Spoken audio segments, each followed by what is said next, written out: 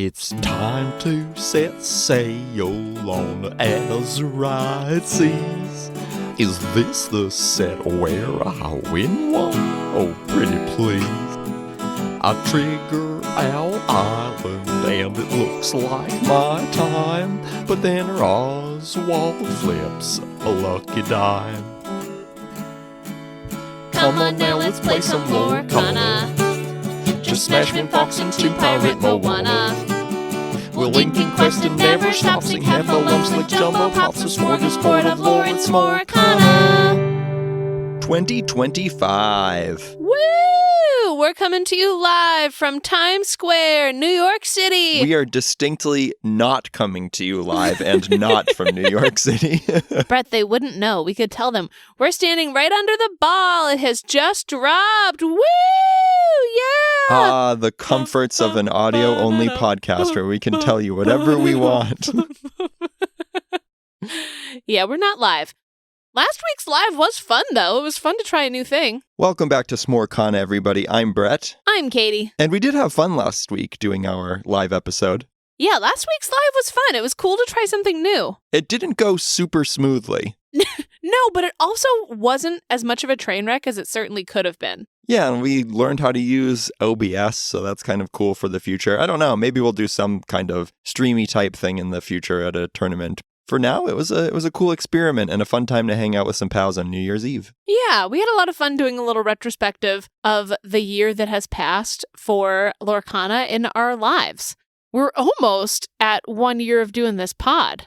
It's approaching quite quickly. We're about a month away from our 52nd episode. There's nothing that we love more than playing Lorcana, and there's nothing that we love more than talking to each other. So talking to each other about Lorcana is pretty sweet. Pretty cool. I will say that if we are, knock on wood or whatever, still making this podcast at the time the next holidays roll around, I think we'll take a break during the holidays. Probably, yeah. I noticed that our listenership was way down, has been way down over the past few weeks. Which is crazy because Christmas and Lorcana go hand in hand. Yeah, we associate it so much with Christmas, having started playing on Christmas. Right, and we got Lorcana for so many people this year, once again. Anytime we need to give anybody a gift, we give them some kind of Lorcana thing. Whether they play or not, they must know. Here, try this gateway. You're going to love it. Just have a taste of this gateway. Go ahead. Open a pack. What'd you get? Oh, that's a good card. Oh, that one's worth a lot of money, kid. Open another. Oh, gosh. It's only $5.99. What's going on in the world of Lorcana, Katie? Oh my gosh. Actually quite a bit, Set champs are over there on the horizon. We've got them in our Google Calendar, and we've got League going on right now. I personally have been having a good time at League. I'm playing some fun cards. What colors are you playing? I'm Emerald Amethyst. I think that that's a really good choice. I think those are by far the strongest colors in the set in a limited format. Yeah, they're fun. I have found some fun combos. I've got some good cards going on in my deck. I got some Go-Go's, some Goofies. So I'm feeling pretty good about it. I'm having a good time. It's tricky for me sometimes at League because usually I come right from school, so my brain's a little bit fried. I'm not as sharp as I am on the weekends with Lorcana. But despite that, I'm having a pretty good time. What about you? Tell us the story of what's going on with you at League, because it's pretty dramatic. I am not enjoying my time in terms of actually playing games of Lorcana. I'm enjoying my pals at League. I'm enjoying being at the store and, cracking packs and chatting and stuff. But as for the actual gameplay of this set in Limited, I think it's really poor. I have to agree. I'm definitely having a better shot with League this time just because of the starter deck that I got.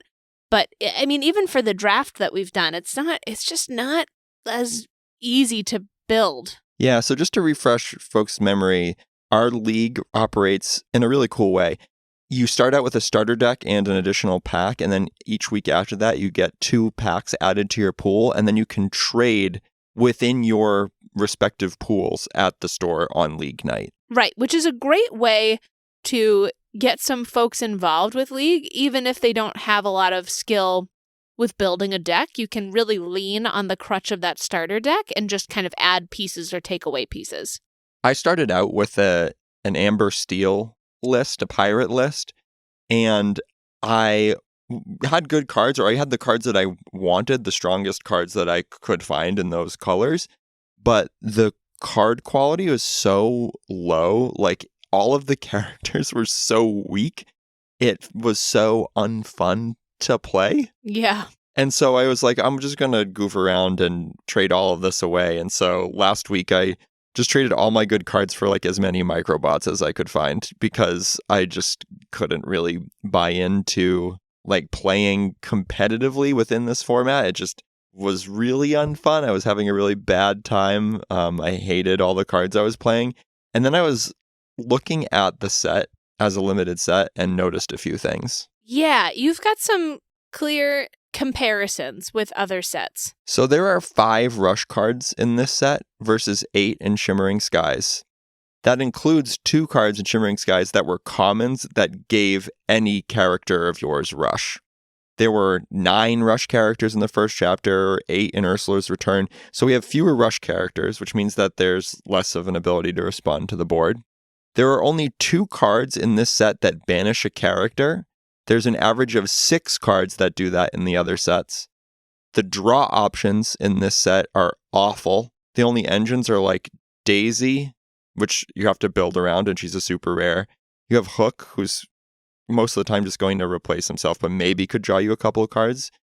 Vanellope, if you build around it. Yzma, maybe, and maybe Genie, that's a legendary, the 2 legendaries. Those are the only draw engines, and then there are some cantrips, cards that when you play them will draw another card. But overall, the draw options are extremely weak in this set. So you have a limited pool that reduces your options as far as coming back on the board and doesn't let you draw cards. So like so many games boil down to who went first and like played a card every turn. Games are so uninteresting, to me anyway, in this format. Yeah, it's not really user-friendly, I guess, in that way. There's less opportunities for it to feel fair and to feel like everybody has a chance at some good cards. Instead, it feels like there's like a good card. Yeah, normally I don't mind it as much because over the course of all the trading and everybody opening their packs, usually you get enough decent stuff that you can trade for what you need. I will say that the power level in this set is concentrated way more in the higher rarity cards, especially at the rare slot. And so that can be a little bit limiting. Like there aren't enough Calhouns to go around. There certainly aren't enough Genies to go around. So it can be really, really difficult if somebody does get those cards. I'm not as concerned about that. I'm more just concerned about the average power level of the cards and how interesting they make games. Yeah, it's what we've been saying from the beginning of this set, right? That there really aren't that many cards that have made a huge impact on how Lorcana is played or that have really made a huge impact on meta decks. There's just not a lot that's interesting about this set. It's unfortunate because there were cards that looked really cool. Like, who doesn't want to build a pirate deck? Of course. You know, who doesn't want to do Sugar Rush Speedway shenanigans? Yes. Or have like the big Hero 6 all hitting the board at the same time. Like, that would be cool. Unfortunately, all of those cards are so weak that they just get pushed out of the competitive meta. So you end up just playing fun decks, which is, you know, I really liked that. Like, my favorite deck this cycle is a Chip and Dale deck. And it's great to have these characters that we can use in that way that we haven't had before. I mean, they certainly released a lot of Chip and Dale characters, and they released a lot of Big Hero 6 characters altogether. So if you're looking to make a fun, albeit janky deck, it does work to your favor in that sense. It does make it really interesting with North American Continental Championships coming this weekend. Yeah, very exciting stuff. Always cool to check into those and see what the, big monster decks are that are running the championship. I wonder if we're going to see some innovation. I hope so. We always pop on the stream and check out some of the top matches, so I'm excited to see. I'm hopeful for my boy Ruby Amethyst, per usual. I'm sure Ruby Amethyst will acquit itself perfectly well. I'm sure we're going to see a bunch of Steel Song doing well, and of course Ruby Sapphire.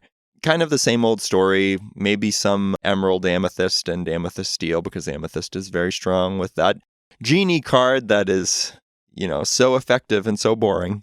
You hate that card So much. I really do. I really, really do. A vengeance. It was one thing when there were 2 sets out and you're like, cool, Rabbit goes in all of the Amethyst decks. We're 6 sets in, and now like the only way a card makes it into the deck is if it's a little bit better than Rabbit, or maybe you just play both of them. Like, that's just so boring. It's so boring. Yeah, it's gotten a little stale out here.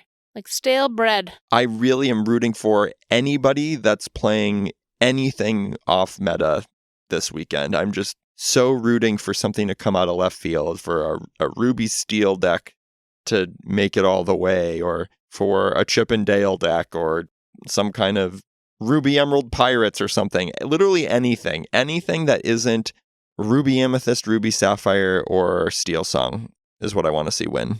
You know, I don't want to jinx it, but you said off meta quite a bit there. And we're lucky that Toby's not working today. Whew. Dodged a bullet. We are lucky. We better hope he doesn't come in for a coffee. What else is going on in our lives, Katie? Oh my gosh. So we have our trip to Walt Disney World Resort in Orlando, Florida, coming up in February. February. February. We got our dining reservations. Lots of good ones. We're going on a fireworks cruise. Yeah. So on Christmas Eve, we were able to secure our dining reservations, as you need to do them 60 days in advance of your trip. We're going to Kona Cafe. Oh my gosh. We're going to Woody's Roundup, which you've never been to before. Excited for some BBQ. We're going to go to Garden Grill. Garden Grill, the spinning restaurant. With Chip and Dale. Oh boy. Chip and Dale joining us for breakfast. And then we're having breakfast with Donald Duck the next day at Tusker House. So yep. Beaches all my and cream. faves. Gonna get a kitchen sink full of ice cream. It's going to be great. Oh, it's gonna be great. All this talk of food is making me hungry, though. Hungry. Let's head on into the restaurant. Oh ho ho.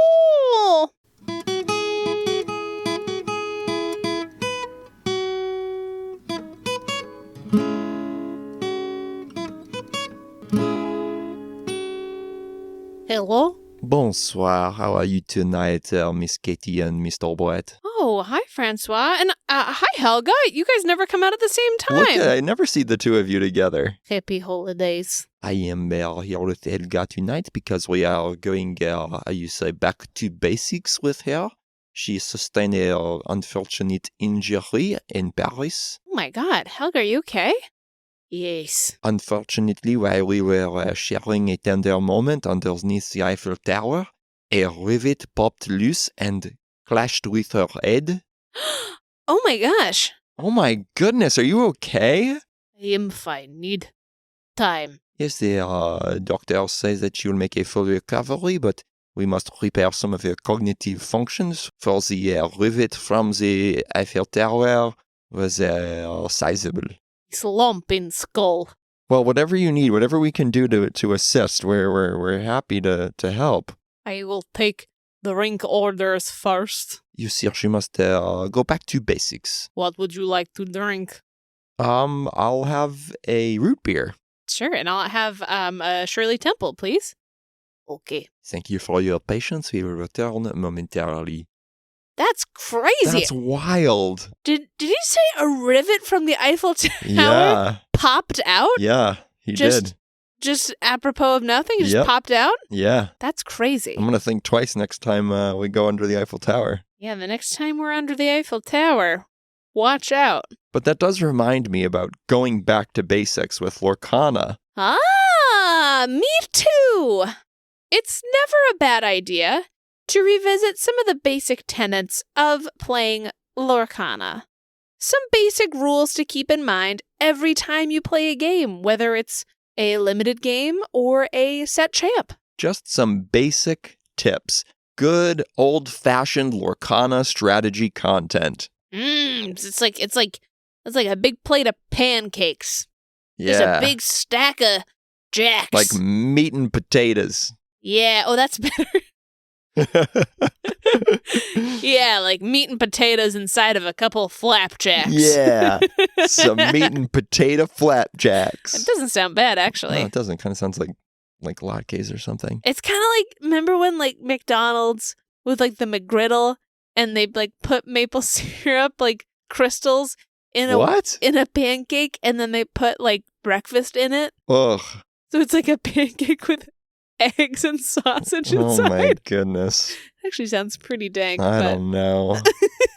I don't know. You lost me at like sprinkled maple syrup crystals because I'm going to guess that that's not the authentic New Hampshire kind of stuff that they're using there. No, it's real. They put it in a freezer. They break it up. They put it in the batter. Uh-huh. Anyways. I mean, for reference, we live in a part of the world where folks will literally give you like small sippers of their maple syrup from their farm. So I'm not too optimistic about the McGriddle maple syrup crystals. Well, lucky for you, I don't think it exists right now. I think it was a limited time. Well, good. All right.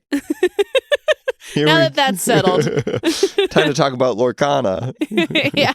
Katie, what is a tip? What's something that you like to keep in mind? What's a tenet that you play by? Well, it's very important to make sure that you're drawing first. If you have some kind of an ability to draw cards, you should draw your cards. If you can, before you make any choices about inking, before you make any choices about what to play, right? For example, if I've got a Friends in my hand, Friends on the other side, and I can sing it with a character I have on board, I'm going to want to sing it and draw those 2 cards before I ink, before I plan out the rest of my turn, right? I'm taking that time to think, okay, I need all the possible materials I can have at my disposal right now. So I'm going to look at all my options. I don't want to wait and then be like, oh, shoot, I can sing. And then sing and realize that I should have played something completely different. Yeah, absolutely. This is something that I often will make a mistake and flag it in my head and say to myself, draw last. Just to point out, just to make fun of myself and say like, oh, I made a mistake there. I should have, played that popsicle earlier in the turn. If I had planned out my turn better, then I would have known I was going to have that 1 ink left over, and so I should have played the popsicle first. Right. And that leads us into our next point, which is... plan out your whole turn. Yeah. So before you start playing cards, before you ink things, before you make a challenge or quest, plan out your whole turn. This will help you to sequence things correctly. Say, for example, that your opponent has the new Hades on the board, where if one of your other characters is banished, then they gain 2 lore. You want to plan out your whole turn and say, cool, I'm going to, draw my card from Popsicle, then I'm going to ink a card based on my full hand, then I'm going to play Along Came Zeus on that Hades, and then I'm going to challenge this other character, right? Like, plan out that whole sequence. That will keep you from making any mistakes. Yeah, and that goes hand in hand with a lot of these other tips, right? Like you said, you need to know that sequence. You need to have some kind of a plan of attack. It'll just help you play cleanly. You're going to use your ink appropriately. You're going to be drawing cards at the right times. You're going to be making the most informed decisions based on any interactions that your opponent might have, like if they have a Mufasa on the board, say. So, yeah, plan out your whole turn before you start to take any actions. What else, Katie? Well, a great tip, a great rule of thumb is to stick to 60 cards. Why? Well, 60 cards is the least that you can legally have in a deck. You can't play a deck with 59, but you sure can play with 68. You could play with 99 puppies. Yes, which is the cool thing about Lorcana, right? That it has that space for artistic liberties. It has that space for you to grow and make those fun decks, the kind of decks that we're yearning for in this set. Right? So we're not here to say that that's the best rule of thumb for having the most fun all the time in Lorcana. This is from like a competitive, you'd like to win the game kind of an outlook to it. Some people think it's lucky to have 61, but really there's not much good reason to play more than 60. You're really just limiting how often you're going to draw those good cards. Right. So the underpinning of this is that not all cards are equally strong. Right. Like the first card you put in your deck might be Rapunzel gifted with healing, and she might be the strongest card in your deck. And then every card after that is a little bit weaker and a little bit weaker and a little bit weaker. Now, if the cards are not equally strong, then theoretically, you want to put the 60 strongest cards in your deck. Now, where it gets a little bit fuzzy and where folks will point to different examples and say like, oh, like this person won with 64 cards, this person won with 68 cards. The strength margin between the 59th and 60th card in your deck versus the 60th and 61st card in your deck, there might not be a lot of discrepancy between those. Right. So similarly, like the 68th and 69th cards in your deck might be the same power level as the 60th card in your deck. And so it gets really hard to make those decisions. You have to try to boil it down based on like metagame and, comfort and like ease of play, et cetera, et cetera, et cetera. But what you want to at least try to do is hone in on the 60 best cards. From a theoretical perspective, that's going to help you win more games. And sometimes you have to kill your darlings. You have to be ready to get rid of those cards that you might really want to play that you can't wait to put inside of a deck. They may not work in that deck. Or you might have to take a risk and take something else out that you really depend on and try that new card. It's also really hard to ascertain which cards to cut when you can't play that many games, right? Because you might have certain biases approved by playing, like say you have the mistakenly, quote unquote, have the 75th strongest card in your deck, but you only play 2 games, and in those 2 games it destroys and like wins you the game. You might be led to believe that that is a more powerful card than it really is, where if you were able to play 1,000 games, you would see like that card only does that 2 out of 1,000 games and you happen to see them. And think about shuffling your deck, y'all. You can't shuffle 100 cards. That's mayhem. You gotta stick to 60. Yeah, it's hard enough to shuffle your deck that's double sleeved right now. Oh my gosh. My league deck is a nightmare because it's double sleeved, but it's poo. It's Poo Honey Wizard. I can't not have those sleeves, even if they stink. Really pretty. Yeah. What's another tip? What's another basic tip, Katie? You gotta practice like you play. So when you're practicing at home, or you're practicing in a store with pals, or you're practicing online, you've got to keep up those healthy habits. The healthy habits of where do you put your ink? How do you ink? How do you organize your ink? How do you exert your characters? Where do you put your deck? Where do you put your discard and your lore counter? All that stuff should be routine, especially by the time you get to some kind of a competition, right? You know where you put your ink. You know how you line up your ink, right? Maybe you pair it off into sets of 3. Maybe you pair your ink off into sets of 2. Maybe you move your ink around. Whatever it is, you have to have something that's clear and consistent for your opponent to see, right? If I am inking stuff and I don't have a way of knowing that I have inked something, then I will spend my competitive turn going, did I ink? Was that me? My opponent's not going to know. And I don't know if they're going to tell me. They might say, oh, it's on you. Right? There's no reason for them to necessarily help me play my game. So if I can lean on my own routines and I know, okay, I leave my card facing upright when I ink, then I've set myself up for success.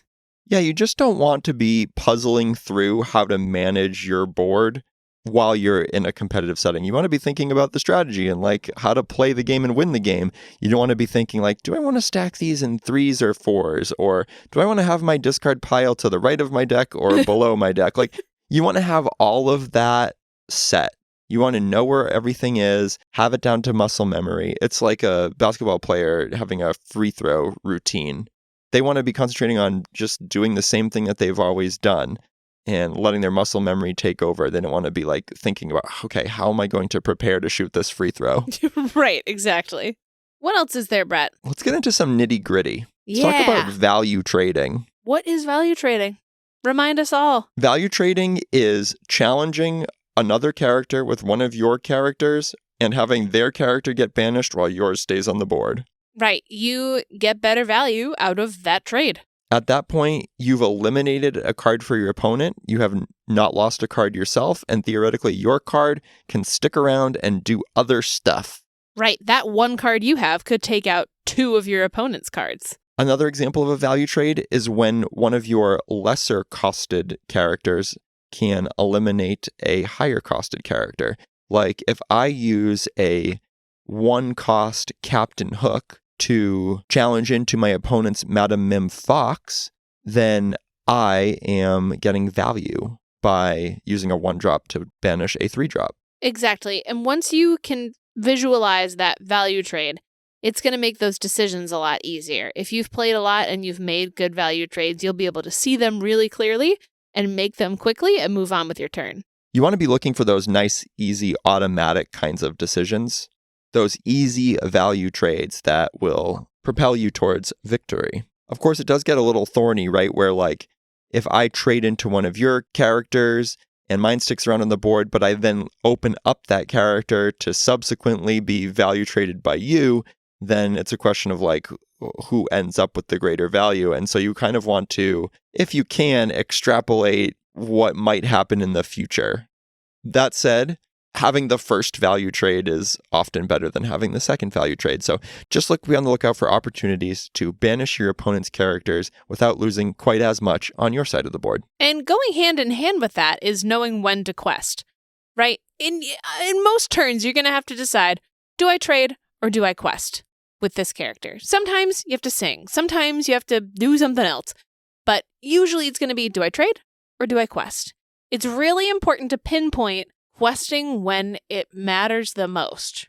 Questing when it's going to make a difference, and knowing the difference between holding back and actually going for it. And really what we're talking about here is just like playing Lorcana. So it's really hard to distill all of this down into a tip of like quest at the right times, right? That sounds kind of silly because that's where a lot of the strategy of Lorcana comes from. But really what we're saying is just make sure that you aren't questing at times when it doesn't make sense to quest. Really think about what the consequences of questing will be. Certain decks want to get up to 20 really quickly, and every point of lore towards that goal is important. Other decks can afford to go a little slower. What you don't want to do is, if you're a deck, say, that doesn't go particularly quickly, throw away a character by questing and allowing your opponent to value trade.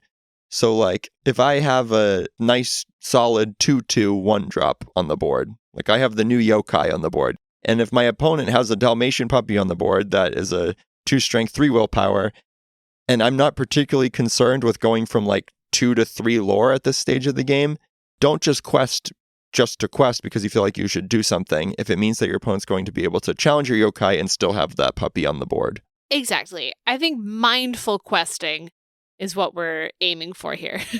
Be mindful. Remember that you don't have to quest. I think it's a mistake that I see a lot of new players making when they say like, oh, well, there's nothing to challenge. Your characters aren't exerted, so I might as well quest. And then, it opens up all of these really easy value trades, and then they don't have a board and they can't recover. Don't fall into the trap.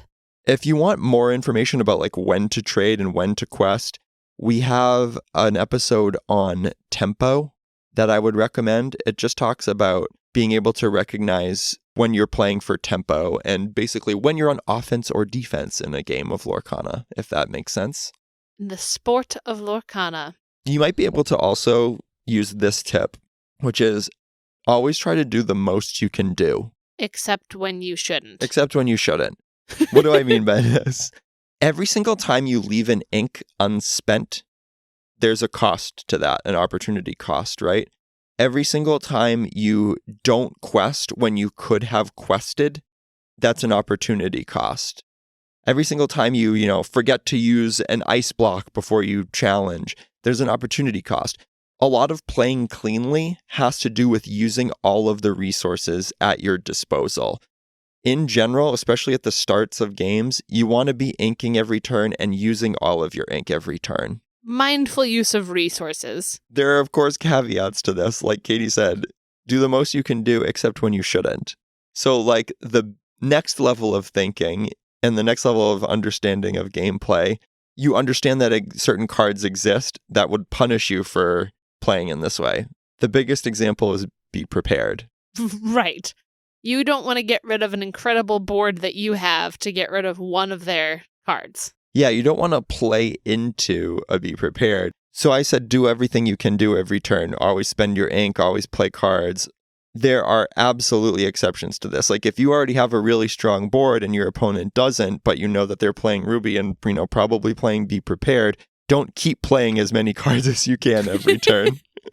Right. Don't bait them into something that you know they're waiting for. Sometimes the strongest move to make is to do nothing. This is kind of a weird tip because we're saying, do everything you can except for when you shouldn't. It sounds like we're contradicting ourselves.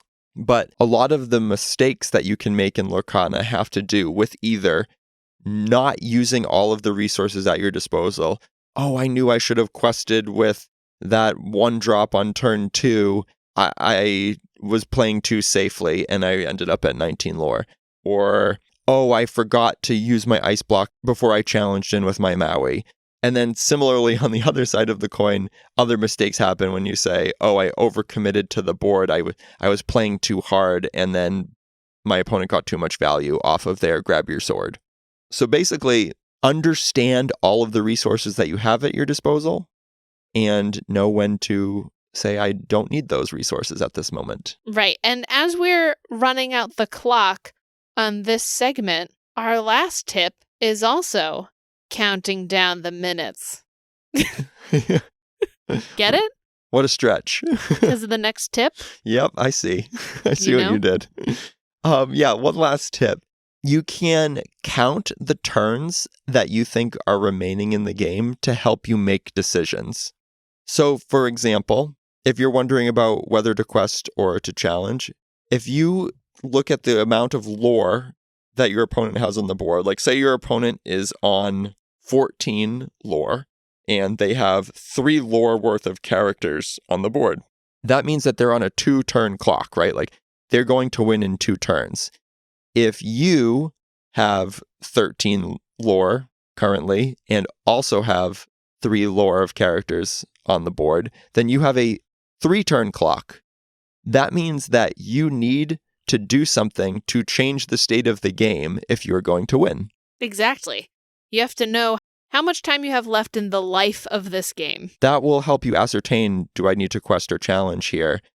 If you're already a turn behind, then it behooves you to challenge your opponent and make it so that they need more turns to close the game. This will also help you to become a more aware player in general, right? I think a lot of times people get stuck in trying to figure out their own combos and playing the right thing and questing for 20, and sometimes you don't realize that your opponent's at 16 and they have 4 questing points on the board that they can easily get unless you kill one of their things and you've already quested. Oftentimes these decisions with complicated board states are really hard, and like those are where you find percentages of chance to win the game is on those really complex board states, because oftentimes the answer about whether to quest or challenge is a mix of the two, where you can say, okay, if I eliminate, just 1 lore worth of characters on their side of the board, I'm free to quest with my other characters and even out the clock or gain an advantage in the race to 20.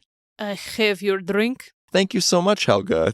I'm so glad to know that you're going to be okay. It's horrible to hear that happened to you, but I'm very pleased to see you back here at the cafe. Thank you. Wow. That back to basics certainly helped me, and I hope that it's helping Helga get back on her feet again. Yeah, sometimes it's good to just return to the foundations. And hopefully, your foundation is stronger than the foundation of the Eiffel Tower.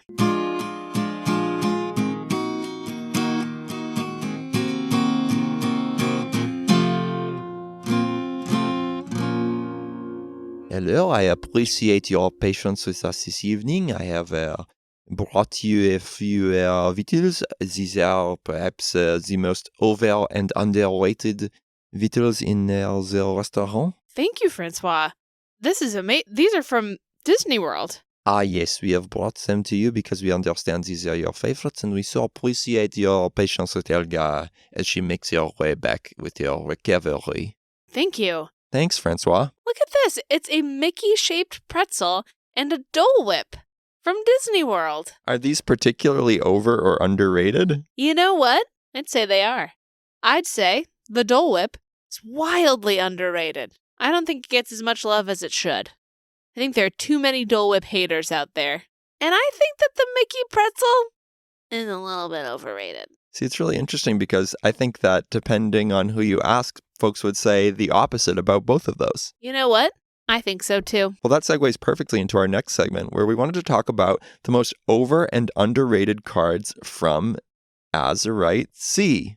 Ba-da-ba-ba-da-ba. Transition. So we've picked out a few cards that going into the set, we had some kind of expectation for, and then found those expectations to be subverted in the past 6 or so weeks. Exactly. We've shared with you our hot takes about this set, so we're ready to share more. The first card that we've highlighted here is Judy Hopps, Judy Hopps. I love Judy Hopps. I think that she is super underrated. Boop, boop, boop, boop, boop, boop. Underrated. Judy is the 3/6 quest for 2 with support, and at the end of your turn, you can ready another one of your characters.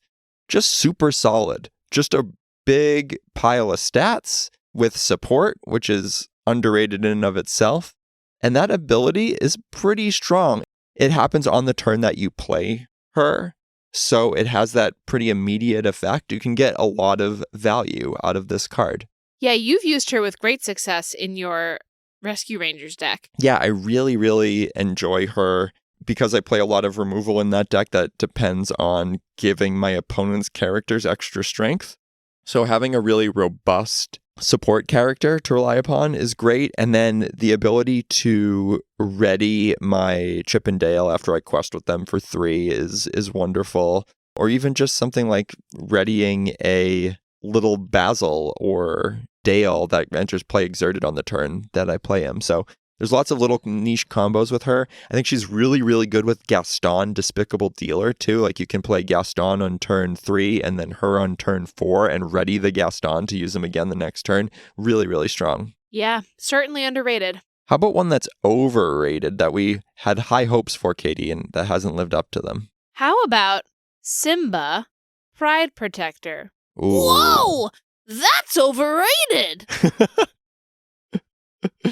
I need to make that soundboard. Whoa! Overrated! Whoa! That's overrated! Simba's a 5-cost 4/4 quest for 2. He shifts, and he, at the end of your turn, he readies all of your other exerted characters if he's exerted. Yeah, but he's an uninky stinky. He's an uninky stinky. He requires you to either immediately shift him in and then quest with him, or you have to wait a whole turn, so it's super telegraphed. So a little bit hard to pull off, and if he's readying a whole bunch of characters, you're probably in a good position anyway. Yeah, and in his own defense, it's not really his fault that he was overrated, because the art is bomb. And I think it tricked a lot of people into thinking it was better than it was. Yeah, the art was deceptive. The art was so good that we thought the card was good. Yeah.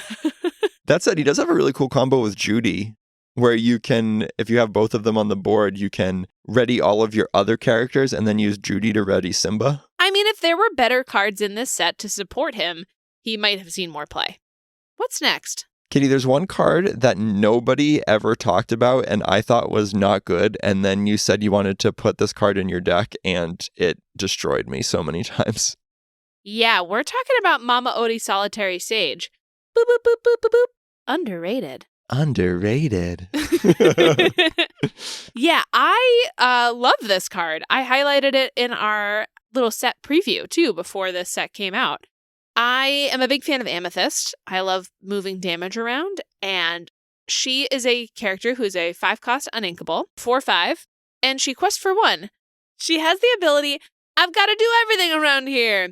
And whenever you play a song, she can move 2 damage from chosen character to chosen opposing character. It's really great in a Ruby Amethyst song deck where you're moving damage and you play Teeth and Ambitions, and you can ping pong that damage all around the place, because if you play Teeth and Ambitions, that 2 damage doesn't even stay on your character. You just do 4 damage to them. It's been pretty sweet when you've just like played her and then you sing Teeth and just blast a genie off the board. Pretty strong. Yeah, and she doesn't need to be exerted to do her ability, so you can still sing with her. You can have her do the whole thing all on her own. And she's got 5 butt. Like, I really, really like her. Something that we haven't tried is accompanying her with Maui Shark. Yeah, actually, that would be a lot of fun. Yeah, you might be able to get multiple triggers off of her in one turn. She does a lot of the same things that the Bell Accomplished Mystic does, but her effect is repeatable. So, pretty cool card. Yeah.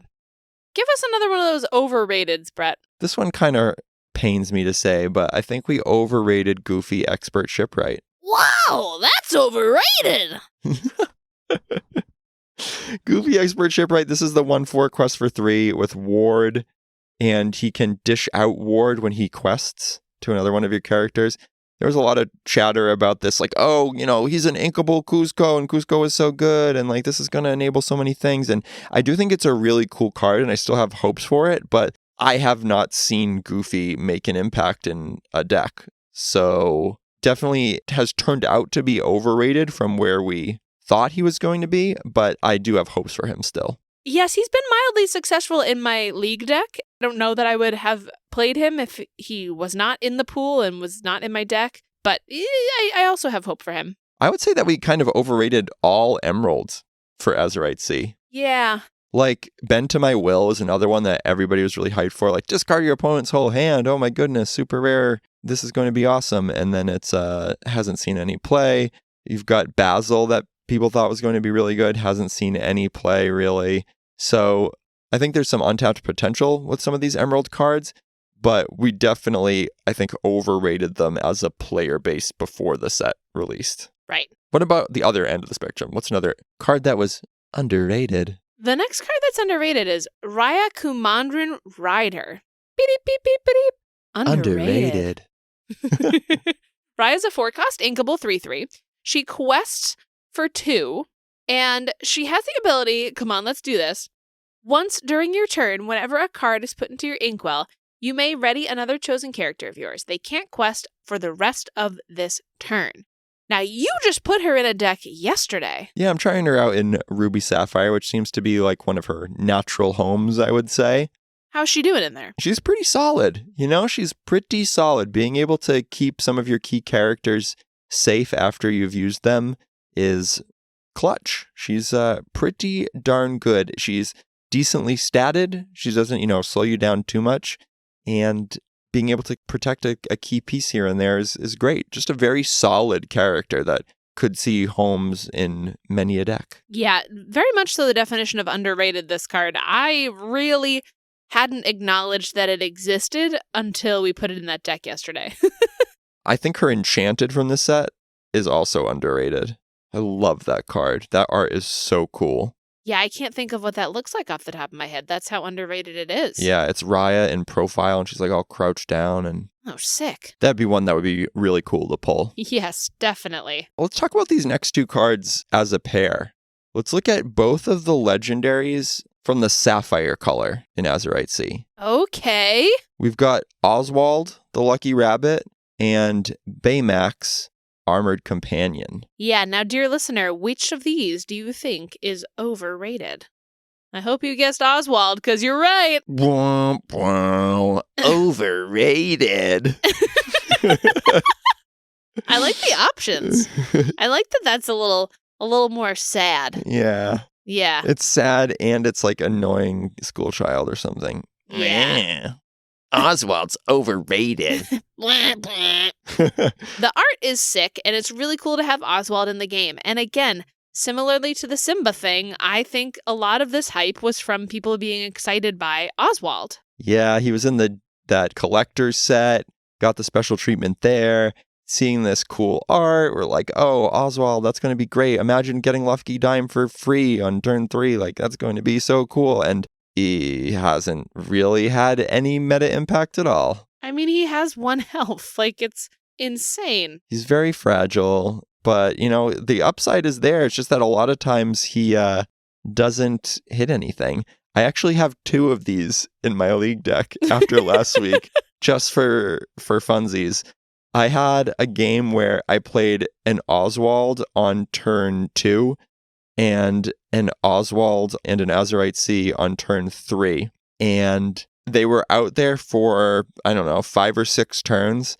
And I was inking at least 1 card every turn just to try to flip things off of Oswald. I don't even have anything particularly great to flip, but I just wanted to see what would happen. And I hit absolutely no items. I had, I think, 18 in my deck, and I never hit an item off the top. So that's the problem with Oswald. Yikes. Even if you have multiples out there, sometimes you can't guarantee that he'll do anything at all. Yikes. On the flip side, the buzz around Baymax is legendary, Armored Companion. This is the 2/6 quest for 2. When you play him, you can heal 2 damage and then gain a lore for each damage that you healed. And you can also do that on questing. So kind of a repeatable heal into lore gain.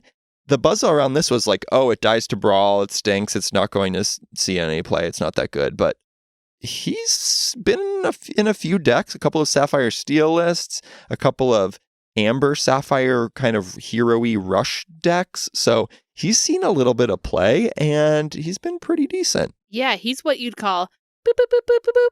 Underrated. I can't wait to play with some Baymaxes. We are desperately lacking in our supply of Baymaxes. We finally traded for our first Baymax the other day, so Yeah, we'll make our way towards the playset. we're on our way. All right, 2 more. One more underrated, one more overrated. Let's go to Steel. What is an overrated Steel card? Wreck-It Ralph Ham Hands. Dang! Those hands are overrated! Overrated. Mwah, mwah. Ham Hands is a 4/4 that quests for 3, and whenever you quest with him, you can banish an item to gain 2 lore. Yeah, and he's 6 cost uninkable. Really, really hard to play. He doesn't do anything when you play him, so you have to wait a whole turn, hope that he never, gets hit with Along Came Zeus or whatever. And then, you're either banishing one of your own items or you're hoping your opponent has an item.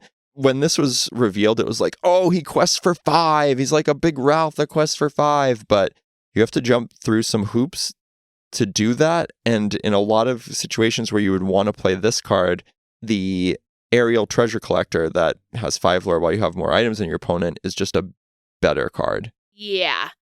He's another one of those from this set that isn't as good as the cards that came before him. It's that easy. Sad because the art's really cool and it would be awesome to have a big Wreck-It Ralph destroying items. With his ham hands. On the flip side, here's a card that people thought was going to be good, but I think is still being slept on a little bit. Boop, boop, boop, boop. Underrated. Pluto Guard Dog. Yeah. I mean, people knew that this was a good card. Like, that's not a question. He's been in decks from day one.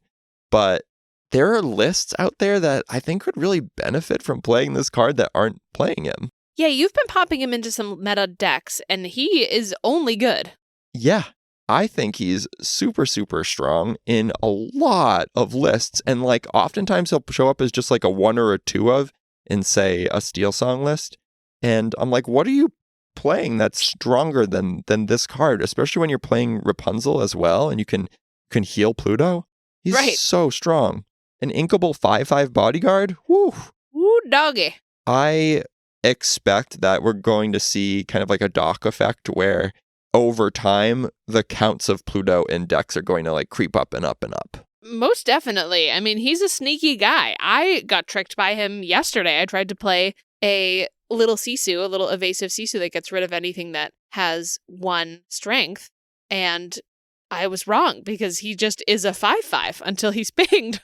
Like I even got tricked by how good of a card he is. Yeah, and I mean, if you can heal Pluto, that's when it gets really tricky because situations happen where your opponent will like run something into Pluto to knock his strength down and then be like, okay, cool, I took care of that problem. He's a 1/5 now. But then on your turn, you can heal him and then crash into something for 5. Like that's a great swing. It can be really fun. Yeah, excited to see where Pluto goes. Those are some of our picks for the overrated and underrated cards from Azurite Sea.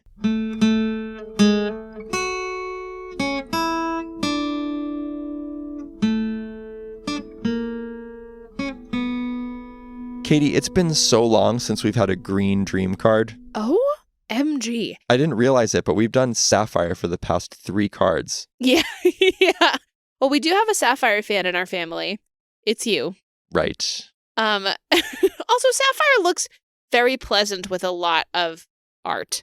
So it is natural to kind of go for a Sapphire. And I think a lot of the ideas that you certainly have creatively lean towards a Sapphire playing style. Sapphire has some of the most intricate play patterns, I think, and so it's often really fun to theoretically, design some of these cards. But this week we're diving over to Emerald. Yeah, what have you crafted here in the Mint Factory? We have Jose Carioca, Woo! Global Tastemaker. I love him. He is, of course, one of the 3 Caballeros. CC. And in this iteration, he is a 6-cost inkable storyborn ally with 4 strength, 6 willpower. He quests for 2, and he has 2 abilities.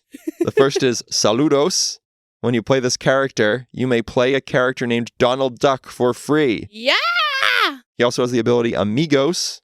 Your character's named Donald Duck gain 1 willpower. Yes! So Jose Carioca can lead Donald Duck on a voyage around Lorcana. And he can lead Donald Duck towards 9 butt. Yeah, I'm just going to throw this out there. We had said that we want Donald Duck Not Again to have 9 butt. And if you have 4 Jose Cariocas on the board... that dream can come true. Yeah. What's his flavor text, Katie? His flavor text is, as you Americans say, what's cooking? Which is very cute. And he's a rare card. He certainly is a rare bird. It'd be really fun to see some of the Three Caballeros in Lorcana. I expect that we will at some point. Jose Carioca is a character that has made his way into a whole bunch of different Disney media now.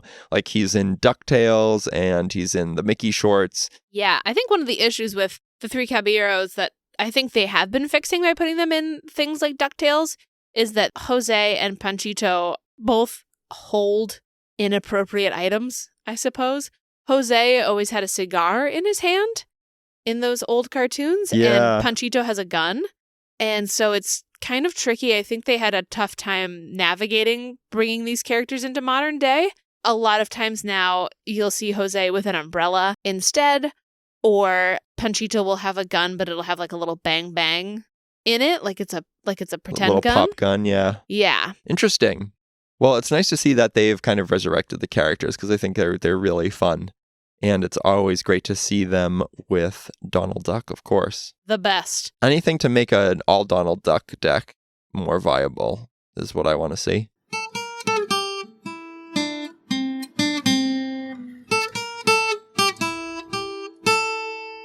Well, Katie, we've gone back to basics with some good old-fashioned Lorcana strategy content tonight. We sure have, Brett. What do we have coming up next on this lovely menu? Well, it's almost time for Set Champs, and so our next episode will be our Set Champs preview. We'll talk about the metagame and some tips and talk about what to expect. Love that. In the meantime, everybody, make sure you're getting back to basics. Check in with yourself. Get ready for those Set Champs, y'all. Make sure you're well rested. Make sure you're eating a well-balanced diet. And if you have a minute after you've done all of that, consider going on to Spotify or Apple Podcasts and leaving us a review or subscribing if you haven't. It means a lot to us, folks. It's very helpful if we can hear that you are out there and that you are enjoying what we are doing out here. Or if you have any comments or ideas or suggestions of things that you would like to see. Until next time, keep on snacking, y'all. Yum, yum, yum, yum, yum. Adult is underrated. Underrated.